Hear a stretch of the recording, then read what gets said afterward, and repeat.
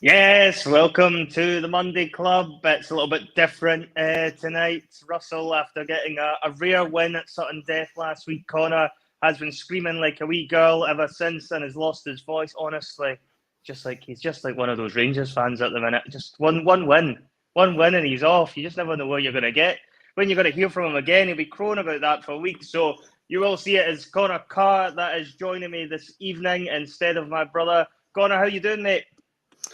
I'm alright. I know Boyce is celebrating, had one too many snouter the weekend, so everybody will have to put up with my dulcet tones. But it's good. I mean, I'm filling in more for Russell than Russell's coming in on here, so might as well just make it a show of me and you, mate. Aye, that's it. It'll be getting called the Corner Car, the car show or something. We'll need to rework the name or something. We've got car there to work with. No. The bus will be getting replaced with the car. I think going forward, that's what's going to end up happening, mate.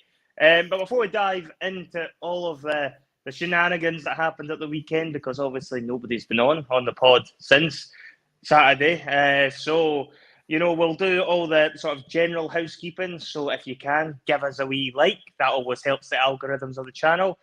You can share this on any platform of your choice, as well. Slag our hair, please be a wee bit gentle on Connor. He doesn't have any on the top, but the facial hair is looking superb as always, mate. You can become a Boise Bus member, like so many of you in the comments have done. And there is also that tasty discount you can get on Pie Sports, which is running along the bottom of the banner there. Just go there and use the bus code BUS1888 and get yourself that tasty 12.5% discount off. Right, Connor, obviously there was no PMP at the weekend. There's been no Sunday session. So really, it's up to us to really dissect what happened on Saturday in the pissing down rain at Celtic Park. I know you watched the game. I've caught up with it since I was actually in Edinburgh on the Saturday, so I didn't get a chance to watch it live, but I'm sure you'll fill me in if there's anything I miss as we go along. And really, I guess the first thing to really start with is Reo Hatate. Reo Hatate has probably just put in his best performance of the season in this game, and it couldn't have come a better time, could it? No, because it was getting some, serious inquest about where his head was at, and then he goes and pulls that out the bag, which I think we're all very, very happy to see. That goal he scored was just fucking insane. The skill, the drive, the focus to be able to do that, and he's looking like he's back to his old self. Like as soon as that ball hit the back of the net, I was watching the game with my old man, and he just went, he goes, he's back. He goes, he's back. And I'm like, I agree. Because that's, he's obviously, there's things came out in the past couple of days that Brendan sat down and had a conversation with Hatate and basically telling him, like, you're a good player, but you cannot pick and choose when to turn your engine on and off. You can't decide, I'll turn up here, I'll not turn up here, and I'll just coast by. He says, you have to be on it, like a car bonnet, all the time, 24/7, 365, especially for this club. And I'm just very, very happy to see him getting back to top form because he's one of the best players in the team, and he's one of the best players in the league. And for him to cement why he's been given that new contract with a performance like that on Saturday was just a bit of good icing on the cake. No, it definitely was. I thought the way Atati approached the game, you could tell he was up for it. And then, you touched upon that first goal. It's such a great drag back. You don't really see that happen, very often in these sort of games where it's that sort of moment of skill where it is like a drag back to actually get past one of the guys and he slots it away superbly, for that first goal. And you can just tell, I think his head is now in a better space than it was in the summer. For me, I think he was possibly had his head turned. I think his agent was almost certainly in his ear. I think the new contracts hopefully settled him back down. I think Brendan Rodgers almost definitely has had a positive influence there in bringing him back around. I think Hatate has so many more levels still to go in his game under Brendan Rodgers. I think he will end up becoming the most important player at the football club in the next couple of years with Rodgers looking after him. And he takes that first goal ever so well with, as I say, that drag back and finish.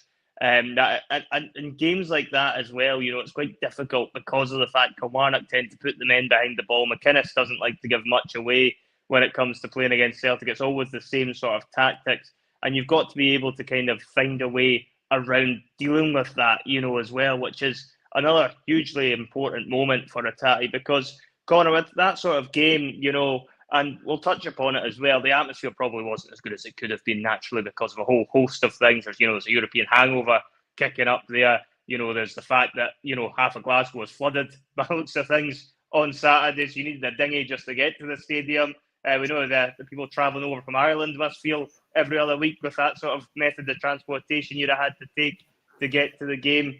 How important was it that we got that breakthrough early, and even just the manner of the goal that we get to get the fans up that did manage to make it into the ground? How significant a moment was that? Because that had the ingredients there of being, quite a tricky game to navigate under those circumstances. I think with all the elements mixed in on paper, or it was maybe you would normally think Kilmarnock turning up to Celtic Park could be an easy 3 points, and it did turn out to be that. We're very, very comfortable, but with the weather, the fact that as well as selling your half-time pies and Fantas, they were selling fucking scuba gear and snorkels and that to the punters, when they were in there. You didn't know how the ball would move about the park, and Kilmarnock had obviously already beat us this season and have looked relatively not bad under McInnes this season. So, yeah, it's kind of had the makings of maybe not being a game that wouldn't be as straightforward, but it was good to see that we turned up and made it really, really comfortable. I like the fact that we did get that early goal, because if we don't score a goal within the first 20-25 minutes, I start getting cogs turning in the back of my head that, like, I really don't want it to be one of these days. You get anxious easy though, don't you, mate? I do. For my sins, I do. But it's just because I want to see us perform well. And look, for the younger generation, I'm a spoiled bastard in terms of the football and the results, but what can I say? It's not my fault. But it is very good to see that we just kind of put Kilmarnock to the sword. I mean, let's make no bones about it. 3-1 flattered them far too kindly. That should have been about 7 or 8 with the chances we had, and with their keeper pulling off some amazing saves as well. But I imagine we'll get to that later. But yeah, just to get an early goal and to really, say, right, shit weather, that's for the fans as well, right? The players and that, they're all on coaches, they're fine. They don't have to trudge out and water up to your fucking boss act to get to the game. Do you know what I mean? And the fans did. And the ones who made the effort, and once they turned up and clapped the team in the pissing rain, being soaked to the bone, deserve a round of applause just as much as the players did, because it's them that go and make the atmosphere and them that cheers them on. So that performance that the players put in, I think, was also to say thank you to the fans as well for being there and supporting them in such, harsh conditions.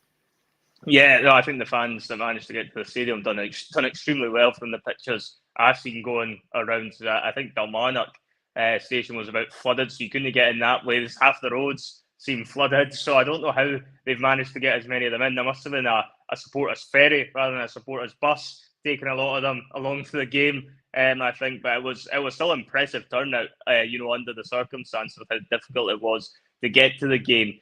And when we're talking about the match itself, obviously Hatate does get that first goal, settles the nerves. But then when we're looking, further along, we get to that second goal, we capitalise on a bit of a mistake from Kilmarnock to begin with. It's a nice, good press. There's obviously a hint of offside, which I know our critics will be quick to point out that they all feel it was offside in the build-up. But there's no taking away from Luis Palma the actual finish that he puts in, for that goal. It's an absolutely beautiful, beautiful goal. That I think in some ways, Connor, actually got overshadowed because of the offside to and fro-in that was going on in the build-up to it. And I'm not sure Palma necessarily gets the full credit he otherwise might have got for that goal if there wasn't that sort of VAR intervention going on in the background in between that. But for me, I think when I look at Palma, I think he's going to score a lot of goals similar to that. I think what we're beginning to find is a player who's finding his confidence. He's getting a bit more hungry. He's beginning to realise what it means to play for the club, I think, as well. And I think he's fully embracing that. I think he's quite enjoying the fact he's getting a bit of a love in, from the fans at the moment. I think he'd have been hurting almost more than anyone after what had happened against Lazio midweek, where he thinks he's bagged the winner, only for it all to be ruled out, and then us to shoot ourselves completely in the foot and pretty much shoot our foot off later in that match. So for him to get that moment, again, will just give him that confidence. It'll settle him back down. But when you were looking at it, Connor, in real time, I know obviously you were watching it live. What were your kind of thoughts when, Palma hits the shot and the build-up? Was there any concerns for you it was going to get ruled out? I mean, no, really. I know that sports scene were making a big song and dance about it, but let's be honest. I mean, I know this word's been, banned now by a judge, so there are a fair few cream buns in the bakery in that studio. So, and they'll obviously like to complain and just say that Celtic shouldn't get certain decisions because they know where their loyalties lie.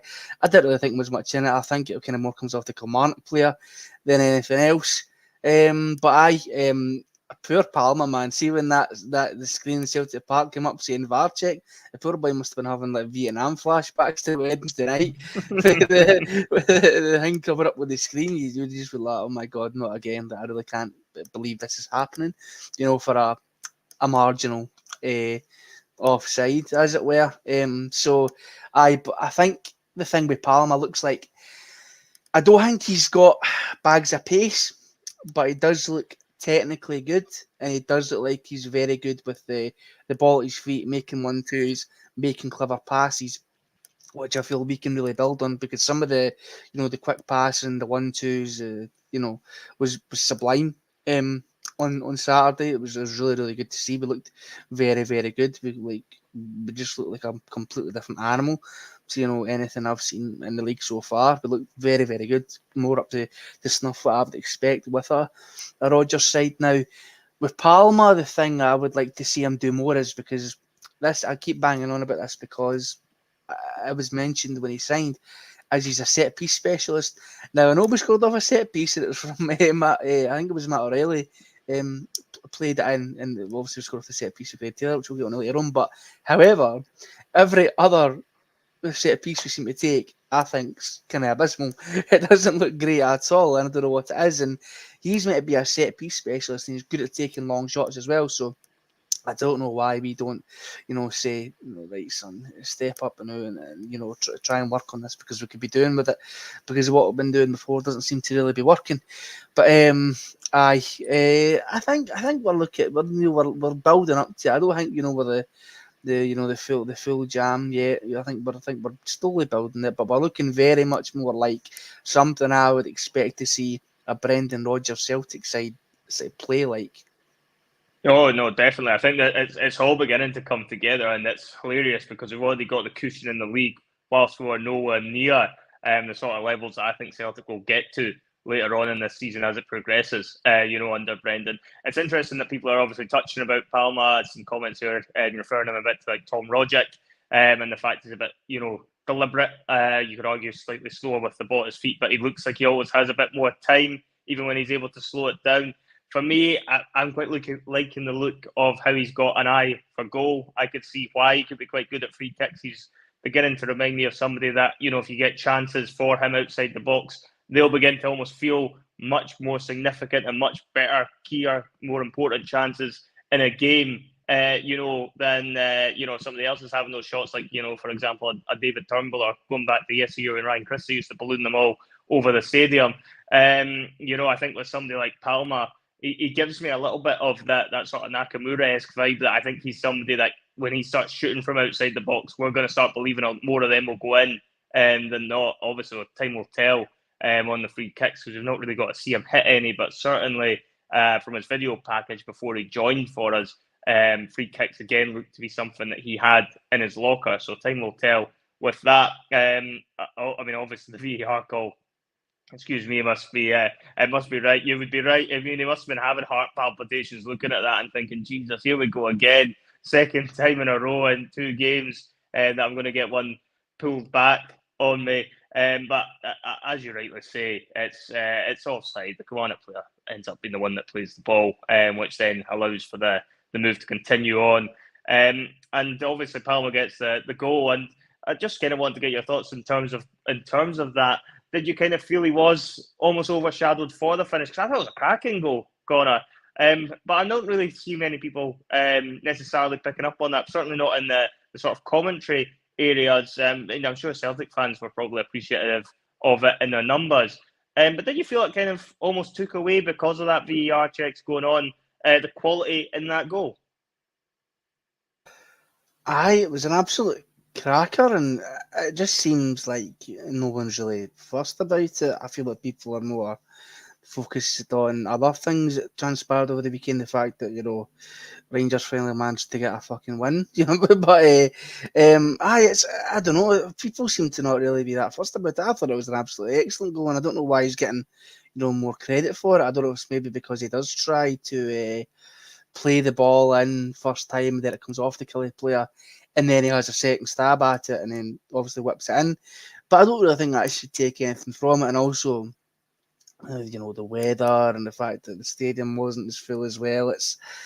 It was a bit strange, to be honest. If that was any other player, I think the internet and the journalists and that would be going absolutely wild with it, saying it's a goal of the season and stuff. And typical Celtic don't really get the credit they're due for scoring really good goals and doing things well. It's kind of more just like, but whatever, it's Celtic. But we're used to that by now. Yeah, no, definitely. I thought it was definitely worth mentioning how good a goal that one was, because absolutely Hatate gets the credit for the first one, and rightfully so. But I feel Palma's isn't far behind, just the same sort of level of quality as Hatate's, albeit done in a completely different way. Obviously, the game progresses further on. There's going to be more VAR calls coming in this game. There is a penalty appeal, in the second half. The referee actually gives the penalty. VAR then decides to intervene. The penalty is then overruled, and it's decided it isn't a penalty in there. Does look as if they got to the right decision, and he does get a nick on the ball, the Killie player, when you see it back. And for me, there was not really too much complaints from what I've seen on the highlights package of it. And I don't think there could be too many complaints about that one being, corrected, shall we say. But obviously for you, when you were looking at that, you were seeing that happen in real time. Were you kind of thinking that's going to be a penalty? Was there any moment where you were kind of expecting that to get overturned? I know they quite like to overturn decisions against us. It's been a bit of a common theme in the last week. We've not had a lot of luck with the old VAR. What were your thoughts when Hatate goes down under that challenge? I thought, to the naked eye, I thought it was a penalty, and then obviously the replays show you that actually the Kilmarnock player does get a touch to the ball, and then VAR intervenes. The thing I didn't understand though is that the referee originally just blows a whistle, pointing straight to the point. He thinks that's a blatant obvious penalty. And it's kind of apt because they're playing the exact same team. And I'm going back to it, it's done and dusted now, but the absolute stonewall penalty that Celtic were denied in the last minute of the game against Kilmarnock at Rugby Park, where Haxaban, I think it was cleared in the box. The referee doesn't think that's a penalty. He doesn't blow, and then the VAR doesn't intervene there. So what's happening here? It's I don't know why the VAR only seems to intervene with certain things, with certain calls, and certain teams. It's interesting you make that comment as well, because obviously the VAR one at Rugby Park in the League Cup match that you're referring to, I don't really remember that even getting checked for very long at all. From my memory on that was a pretty quick decision. I think they showed like one replay of it, and I don't even think they said VAR was checking it, and then they just kind of resumed play. Obviously, I didn't have the benefit of watching the game live. How long did it take them to make the decision for the penalty on this one? Was it fairly quick turnaround? Did it take a wee bit of time? It was fairly quick. They spent more time actually, I think, on Palma's goal than anything else, to be honest. Which I think is frankly fucking bizarre. But we've seen it. I know that it's a year on, and maybe the officials are slightly more comfortable with it, and they'll maybe make slightly better decision-making processes, but we've seen it in that first game against Hearts at Tynecastle. The first game VAR was introduced. It's still an absolute fucking shambles, and the people that are running it couldn't organise a piss up in the brewery. Frankly, it's a bit embarrassing. It's like it's B&M's version of VAR. It's not the standard that I think any decent league like ours requires, but I mean, what can we do? But when we're stuck with people like John Beaton and that being referees, and what they call them, there's only so much technology you can implement when it's ran by fucking morons that do it. So, but I think that until we get a new swath of referees, and that's the thing is I don't know if I've seen this referee a game before.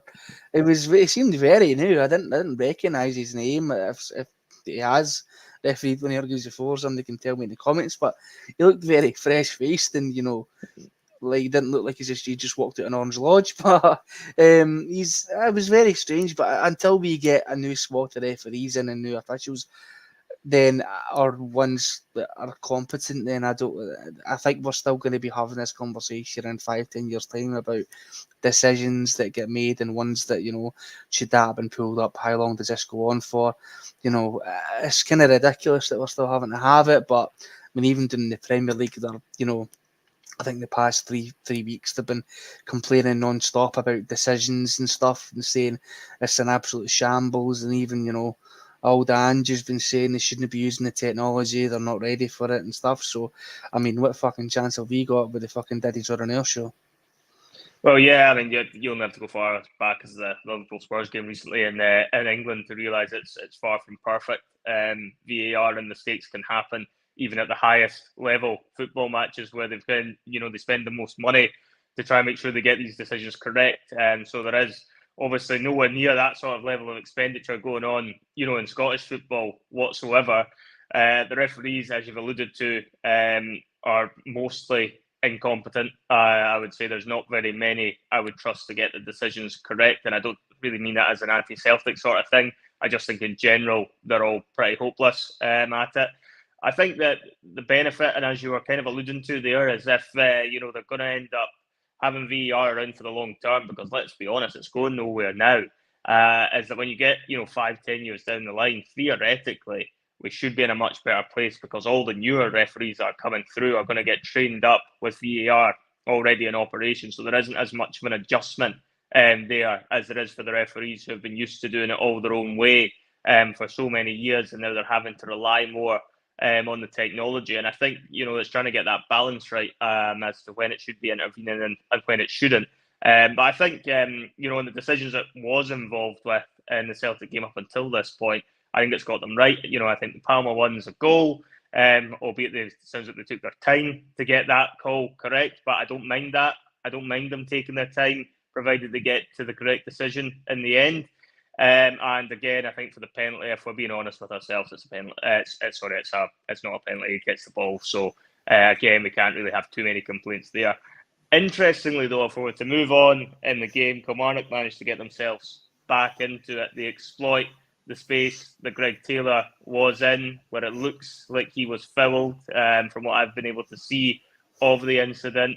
Kilmarnock then have that gap. The fans are furious in the stadium. You can hear the jeers going around the stands. Obviously, VAR on this occasion does not intervene and get back involved in it. So the goal ends up standing, makes it a lot tighter of a match than it should have been, because, as you said earlier on, Connor, it was a game Celtic were utterly dominant in up until that point, and even going beyond that point when we get past it. It was probably Celtic's best home performance, I would suggest, from what I've seen from the highlights that they've got in this season under Brendan Rodgers. However, there is that moment then of uncertainty when it goes to 2-1, particularly in the circumstances where you're looking at it and thinking, oh, we've been done here. That can then turn the game completely on its head. And obviously, when you were watching that, were you kind of surprised that wasn't pulled back? Were you expecting the VAR to intervene? Was there any signs of a check going to happen there? Or was it just going to be a simple case that there's no way we're going to get this? The referees have made their mind up.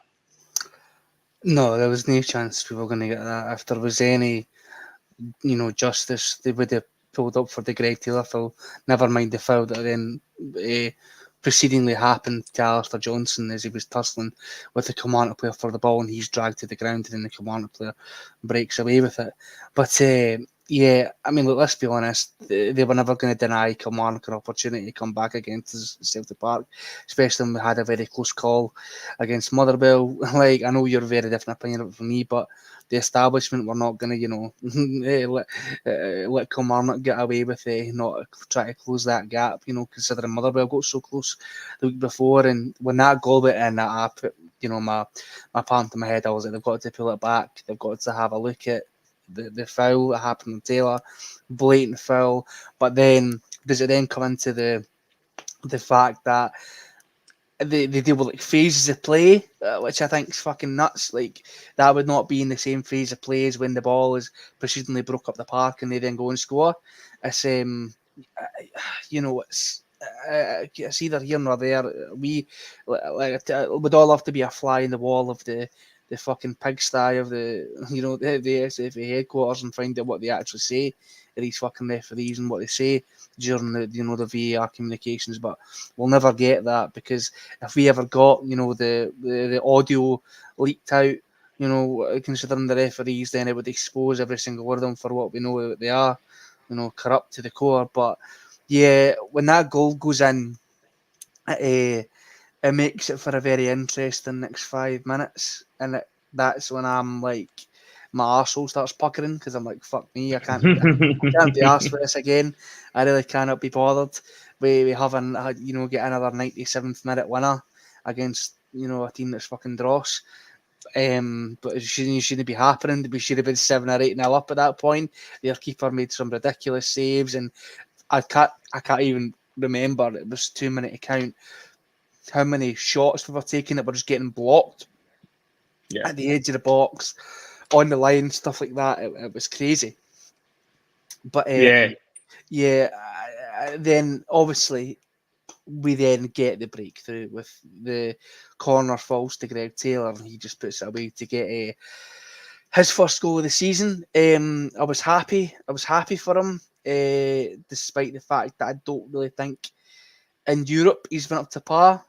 I think in the league he's looked much better the past couple of games, and I think that's because, as we are all theorising, that Brendan has said, I'm not getting out of you what Postecoglou to you last season.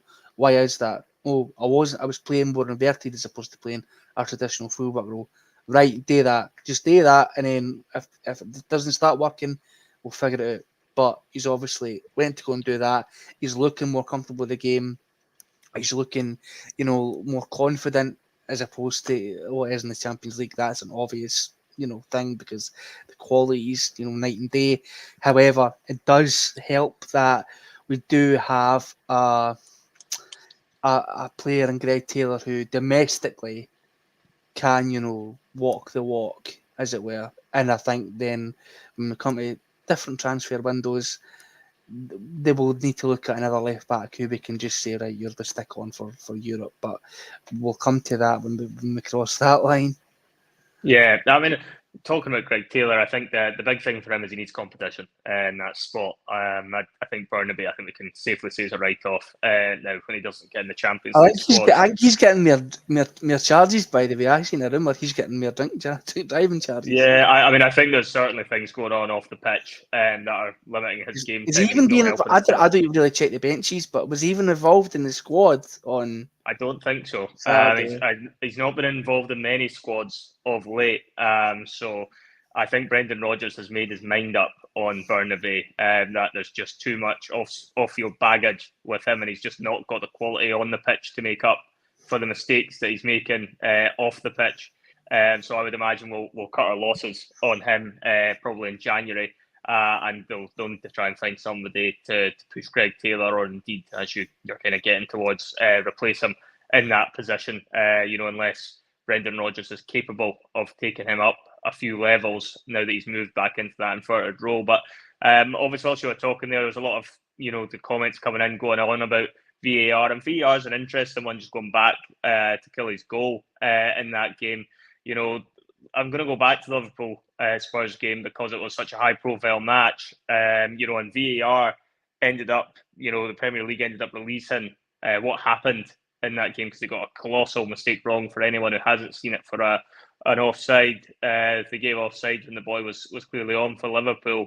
And then they've ended up releasing the footage, and they've pretty much, you can tell it's just a bit of a shit show in the VAR room, which I think, it's not going to help the Liverpool fans any. But when you're looking at things like that, there's at least something there that kind of gives you a bit more of an honest perspective as to what's happened in the match, and it is something that I think possibly will end up coming into football more and more as time goes on with VAR. There'll be a demand for this from fans when decisions start going wrong. I think it will end up going down the route of what rugby is like, where you can actually hear the referees having those conversations with the VAR truck, and I think that's something that Scottish football will end up having to embrace further down the line. As well. I don't see how they can get around it. I guess the big concern there was, Connor, will it actually help any? Because I'm thinking if something like that happens in a high-profile game like Liverpool Spurs, if that was to go against, a Celtic or a Rangers, in Scottish football, and it's something where they're all kind of shouting and swearing and realise they've made the mistake, are people actually going to buy that as being honest anyway? Or would they just turn around and be like, well, that's just what they've said to kind of cover up making an absolute fuck up to cost us points? How would you kind of view it if it was brought in the making up, or would you think it's a waste of time? I'm telling you, it'll never happen. It'll never happen in this country, mate. There's in a country like Spain, where they have one of the biggest derbies in the world, on the same level as Celtic and Rangers, you cannot be a Barcelona fan and referee a game against Real Madrid versus Granada. Not allowed to do it. It's not allowed, without the rules. You can't referee a Barcelona game if you support Real Madrid and Barcelona are playing Valencia. It's not allowed. They have to declare their loyalties. They have to have background checks done on them, and they have to have all this information about them before they're allowed to go and referee certain games. That's in Spain, and that's a fucking massive footballing country who take their football so seriously, and they're willing to do that. They will never do it in this country, mate. There's not a chance, right? Because we've all got our own suspicions. I've got mine. I'll have to find a tinfoil skull cap to put on. But I know it's just what I believe. It's just the evidence that I've seen, and I know I'm not the only one who believes that. But they'll never let them do it. They'll never allow the audio to be leaked. They'll never allow the allegiances that certain referees have to certain teams. And that goes for us as well, because there's probably a couple of referees that favour us. I know there's not much evidence to go by it, but there's probably a couple of referees that favour Celtic above the other teams in the league as well. And let us away with certain things. We were like, how did we get away with that? They'll never do it, because the SFA will be left with so much egg in their face, it look like a fucking breakfast buffet. And it's never going to happen, mate. Sorry to burst your bubble, but they'll never do it. This country has been so backwards for so long in terms of football and keeping up with the times and everything else that it will never happen. I don't think it will happen. I generally couldn't see it happening unless they get that new SWAT of referees in. It's out with the old, in with the new. They'll get new referees, new technology, new mic'd up, settings. You get hear what they want to say. Then maybe if it does happen, I'm all for it. I would love more transparency. We don't even really get to see any referee breakdowns post games. I mean, I remember years ago they used to do like interviews with the referees sometimes in certain games of football. Yep. Don't do that anymore. They're like, why not? Like these people, right? I know referees get a lot of shit. Some of them rightly so. But they're still professionals at the end of the day. They're still there to do a job. I do a good job at that. Any refereeing is the one profession where you can make fuck up after fuck up after fuck up after fuck up, and you will still be rewarded with good pay, high profile jobs, and your job will be safe no matter what happens. These referees need to take accountability, and it's not gonna. I don't think it'll happen, mate. That's why they interviewed them. That's why you used to get access to referee reports. Don't get that anymore, because they know that it's incompetency at the end of the day, mate, and it'll never change. I don't think it'll ever change. As long as we live in the current landscape now with football, And we're very old-fashioned in terms of that, and there's always going to be allegiances to one side of the city or the other. One side of the city or the other in football and in this league. That will never change. You're not going to get like a Hamilton Accies fan referee in the game, or an Inverness Cali Thistle being like a top referee. It just doesn't really seem to happen. So until things like that change, then it will never happen. But yeah, I mean, it's one of those ones where you look at it, especially with Scottish football, the way it is. So many fans will have allegiances to one half of the Glasgow clubs, even if they themselves don't necessarily support one of them. The odds are you'll be able to find a family member, that does have allegiances to one side of them. So they're always going to be up against it on that part. I would agree with you. They could do more with the actual interviewing of the referees after the game, because really, if you're thinking about it, players would get pulled up if they've made mistakes during the game and have to explain it to the fans. And I think if we're going to take it at face value and we're going to pretend that all referees are wanting to do the job to the best of their ability, there's no agendas. If we're going to take it on that sort of approach, then you would expect that the referees would then want an opportunity there to set the record straight when they do it properly. And San Fran Celtic's bringing in the point about foreign refs, and we did have that once in 2010, and I think most of us really enjoyed it. How good is it? It dispels it. It gets rid of any thoughts in the back of your mind that this could be set up against you for any team. Because they don't have any loyalty to us. If you get a referee for fucking Bulgaria and it's Celtic v Rangers, he doesn't give a fuck. He doesn't care. He just sees it as black and white. He isn't in that grey area where all these other referees have that bit in the back of their mind. Now, some of them try and do their best. I'll give them that, right? But when your best is still shite, there's not much else you can really say about it. But there's still that bit in the back of their mind that tells them, like, I could get a bit of an okay in this. I could do it. Look, it was only so many years ago we had a head referee sending pictures, effigies of the Pope and that in emails, and that got through it. So what does that really say about the state we're in? His fucking son's part of the refereeing establishment now. I mean, really, how much further have we come? Genuinely. Yeah. I mean, there's definitely a lot of holes with the Scottish referees at the minute that you could poke, and if you had foreign referees in, it removes that completely out of it. And if a mistake is made, then it's just a genuinely honest one that has been made, because a foreign referee wouldn't have any real allegiances to Celtic or Rangers, so you wouldn't expect them to, anyway. But moving on from the actual VAR topics of conversation, Celtic go on, win the game 3-1, very impressive performance. As I kind of touched upon, it was a bit obviously disappointing that the fans weren't able to get there in their droves for this one, and fair play to those that did.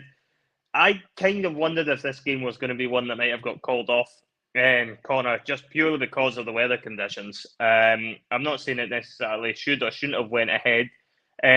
Obviously, pitch and everything else is perfectly playable, but you've got a lot of fans that are trying to get to this game that have been unable to just because of the poor weather conditions. Is this a game that we should really have looked at? The referees should have looked at. And I know from a footballing perspective of wanting to play this, absolutely to have extended the gap at the top. But should this have been looked at as a game that possibly should have been postponed to have given more fans the opportunity to attend the match who, there's amber weather warnings in place in Glasgow at the weekend there. Should fans be given more of afforded an opportunity to have actually went to that game rather than having to give up their ticket because they can't get through because of the rain? It's really unfair for the people who obviously couldn't make it. It really is. It really does stink. But from a purely footballing perspective, I'd rather have points on the board than games in hand. Now, what the club could do to say, well, sorry you couldn't make it, here's your money back for how much that game would cost. Or here's, we'll give you a free ticket to such and such game, or here's 5 free tickets to the women's game, or something. Just give something back to the supporters who are still pumping money into the club, who come wind, rain, or Or snow. even a discount on the Celtic Aye, store or something that's along what it'll those be. lines. Here's a £30 off coupon for the Celtic store. So we still get some of your money, but we look like we're giving you something back anyway. Yeah. Because we all know they're fly Tory bastards who are bored who love a bit of a wonga and they love getting money in the bank. So that's probably where it would end up being. However, if I was in charge, and I think if other fans were in charge, would say, give the supporters back something, give them like an extra game, or take something off their season ticket for how for that game that they missed because it's not their fault, the weather conditions. You know what I mean? So yeah, it's hard to call because football, and like I was at work before the game because obviously I start early doors. So I was checking because I was out in that Yep. weather all day, man. I was fucking ringing. Oh man. So I was just checking my Twitter, like the Celtic FC SLO Twitter account was just like, as far as I know, the game's still on, and I'm just refreshing like. Well, Please Regan put in our go. chat it was off, so it was really confusing me when I was out. I know. I was like, oh Regan, you've done this to me. I was looking forward to get it in, and it'll help me Celtic cheer me up and it warm me up in my heart because I've been freezing my ass off being soaked all day. But I was really quite happy that the game did go ahead because I was selfish and I did watch it for the house. I was part of I was in the Fire Stick CSE, so it was. I don't know. I just think that the supporters should get something back for that because it's not their fault, and it should be the club's prerogative to give back to the supporters with all they put in. People give their their blood, sweat, and tears, their hard-earned cash, in a cost of living crisis. They're buying 10 football kits a fucking season, and another 10 for their wains.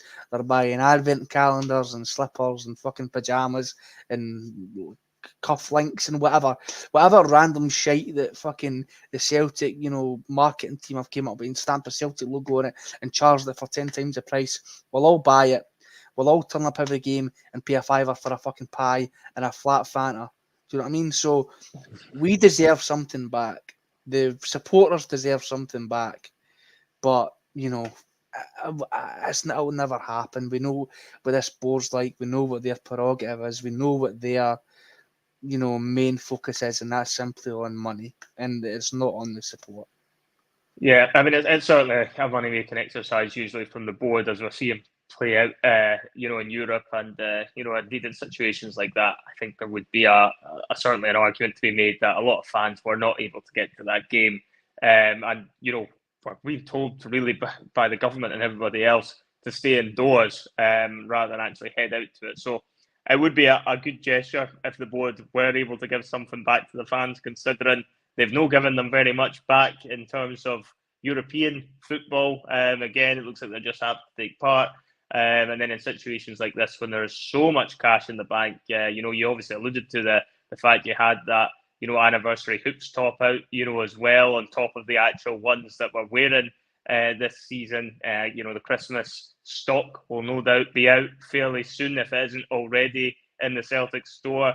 That'll do them pretty numbers because we all know they'll be absolutely heaving with stuff. They'll no doubt have a Christmas advert out to promote all of that, as well. So I think there's absolutely some onus on the board to give something back to the fans because the conditions there were absolutely appalling for people to actually get to. And for some folk, it would have been genuinely impossible, no matter how hard they wanted to go to that game, which was a shame because it looks as if treacherous. they might have just... For some people, treacherous. It's too dangerous. It's too dangerous for a lot of people, especially if you're driving. Some of the roads would have been absolutely flooded so badly you couldn't even take your car through it. So I think that is something the board should really be looking at. And as I say, it's a shame that the fans missed out because it certainly looks like it was one of Celtic's, if not Celtic's, best performance so far of the season when they've caught up, on this game. And I think that goes to show the sort of togetherness we're now seeing with the players. I caught a clip, at the end of the game where it's Brendan with Hatate and Palma, and he looks as if he's properly getting involved with them. They look like they're fully engaged with what he's got to say. He's kind of giving them a wee cuddle and everything else, and it just kind of shows that there's a lot more, I think, togetherness now, Connor, than there was perhaps 3, 4, 5 weeks ago.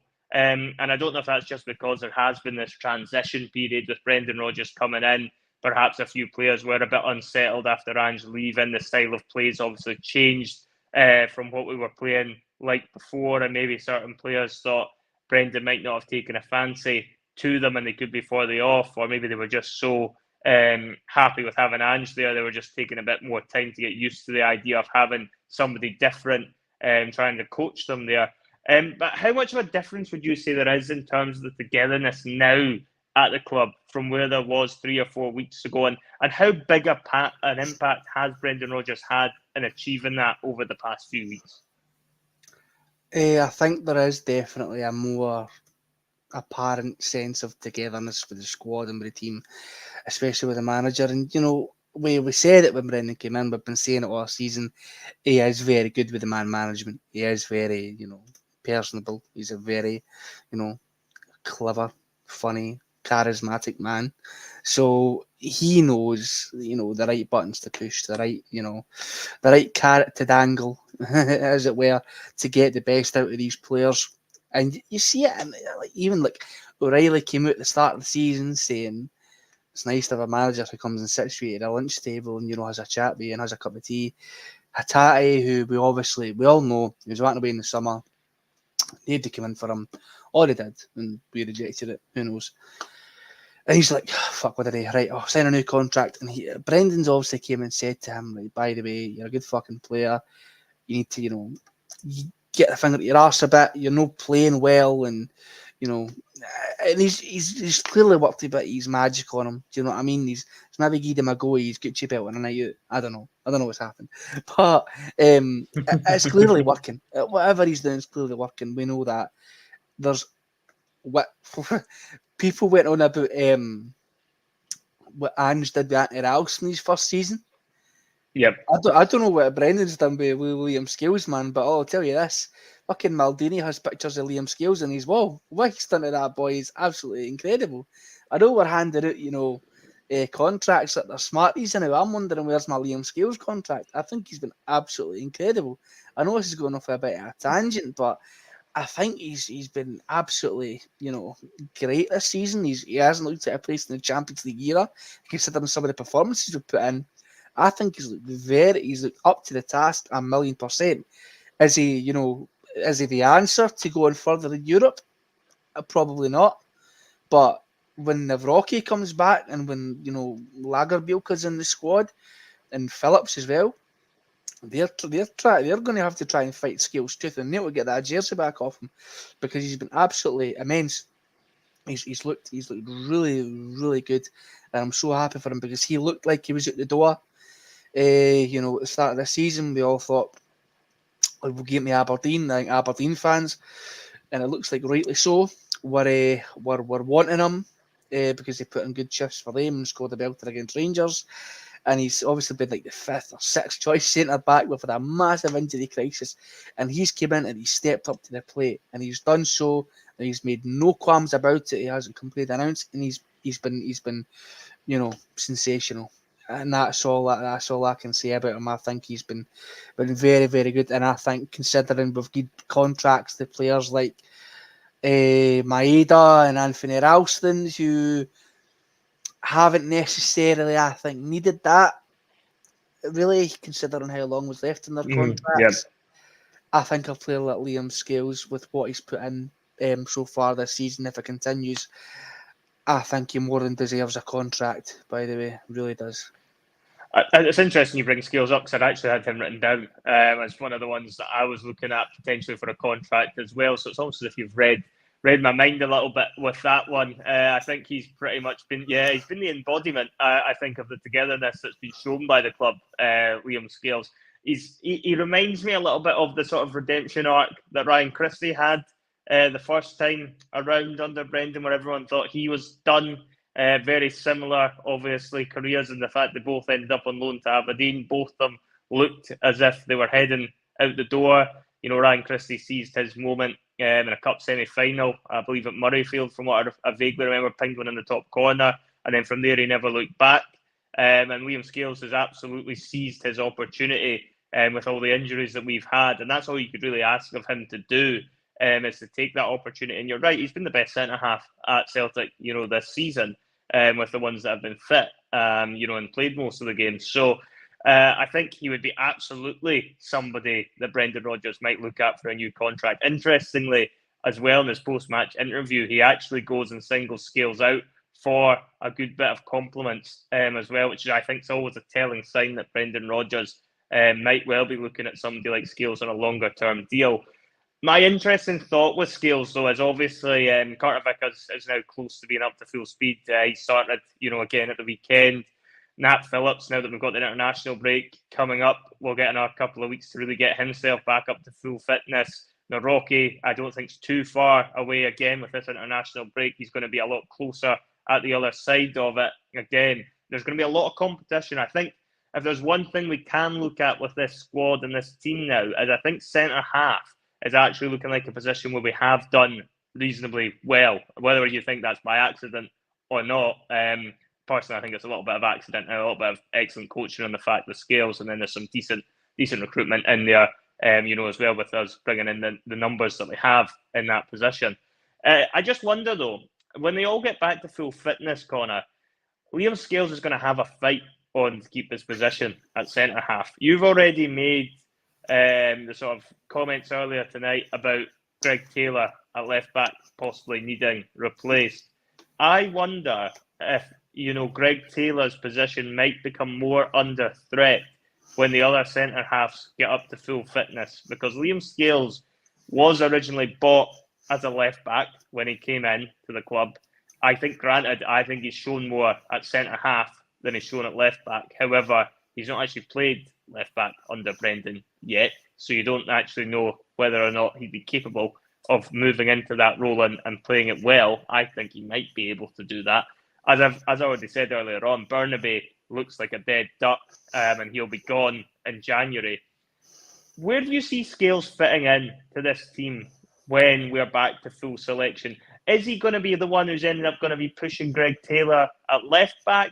Is he going to be one of the ones that stays at centre half and stops the others getting in? Or is he going to be one that ends up being, you've done a good job, Liam, but now it's time to go back to the bench? Where does he fit in all this when we're back up to full strength?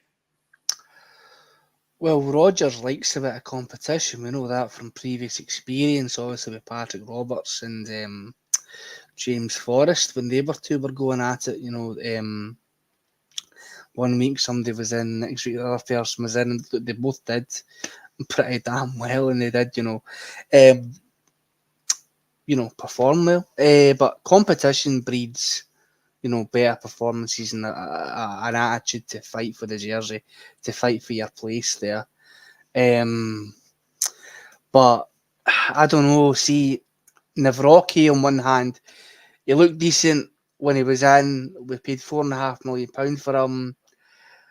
I think just frankly, just because of the price tag, he won't, stick on the bench. I think he will probably come back in.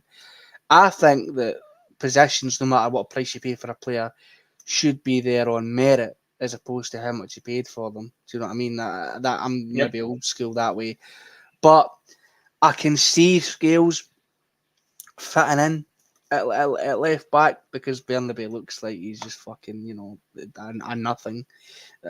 He's another, and signing that looks like we're going to have to, scrape off the bottom of our fucking shoe and hang away to whatever fucking club will have him, or even loan him out somewhere and see if somebody will take him. But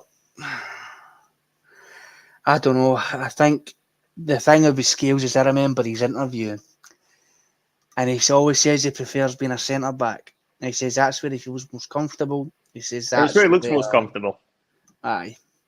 He says that's where he prefers being, and as we've seen so far, he's kind of living up to that. He does look a lot more comfortable. Now, he could well, I'd say, do the defensive work at left back. The only thing I'm thinking is, can he get forward enough? But what we've seen from him is he's quite good at, playing through balls and playing balls over the top. He's not bad at doing that. He's got a good eye for brings the ball out from the back as well. He's done that a few times. Even against Lazio midweek, I was impressed with him. So yeah, I think that's definitely something that we should be considering, especially if for whatever reason they don't plan on getting another left back in the January window, which none of us would be shocked by if Celtic didn't address that quandary. But yeah, I don't know. We'll have to see. I mean, for all we know, Navrocki could come back, and then as he steps on the pitch, he fucking slips and then tears his cruciate ligament, and then he's out for the rest of the season. But yeah, I think when Navrocki comes back, see, I liked him, but I don't know what it is. I'm liking Scales. Like, he showed me more than what Navrocki did in his first couple of games. I don't know what it is. I don't know if it's because Navrocki was playing alongside Lagerbielke, and I think Lagerbielke is not great.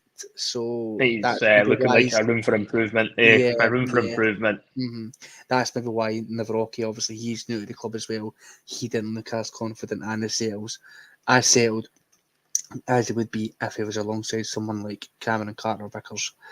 So yeah, it's a bit of a quandary. I don't know. What do you think? I think it's a difficult one because he's gonna be facing a lot of competition in that centre back area when we get up to full fitness. Carter Vickers goes straight back in when he's fully fit, so he's obviously going to be your number one choice. There's no going to be any complaints there from anyone about that particular position, and I think it's unfortunate with it being a centre back position as well. I know you're also talking about Forrest and Roberts, and at least when it's out wide, you've got the option to kind of rotate them a lot more. You don't really want to be doing that too much for your centre backs. For me, you'd rather just have a steady partnership there, which again makes it difficult for Scales. However, what I would say, for him is that Brendan Rodgers has, as I said, singled him out and said how surprised at how good he has turned out to be over the last few weeks. That I think he has given Brendan a lot of food for thought there. And he might well keep that jersey until such time as he makes a mistake. And then Brendan might decide at that point that is where he will, look to change the centre back pairings. Could he play left back? I think he could. I think he could play left back if he had to. I think the inverted left back role, if he's doing similar to Taylor, is going to suit him more than being an overlapping one. I don't think he's got the pace to be getting up and down the way that an overlapping left back would need to be able to. But I think he could certainly do a job coming in. I think he's looked very comfortable on the ball from what I've seen of him. Certainly more comfortable than the other centre backs that have played in the most recent games of late.